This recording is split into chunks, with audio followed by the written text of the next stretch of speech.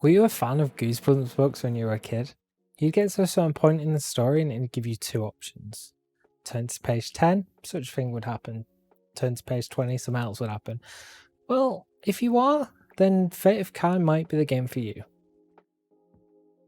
So I've just checked out Fate of Kai, and I have to say, this might be one of the coolest point-and-click games that I've ever actually played, in which you explore different storylines by controlling the thoughts of Kai and other characters as you're progressing. You'll get to certain points where you'll see a speech bubble above Kai, and this will say, for example, open. You leave it saying open. When you turn the page, the rest of the story will be as if Kai has decided to open whatever you're looking at. If you go back and you remove that action, but then turn the page, the story will progress in a different way. And this is the main mechanic throughout the game as you're playing it. You're controlling the thoughts of the characters and helping them progress through this story. There'll be certain points where you can then control time or potentially reverse time, manipulate different scenarios to help your journey.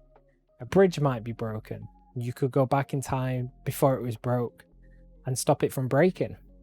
So there's different mechanics like that as you're going through, and it makes for a really fun puzzle game.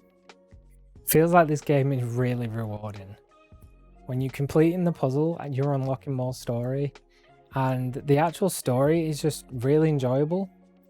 There's no sort of tutorial or you're not throwing any instructions at the start. This is the kind of game where you're jumping in and you're finding it out yourself.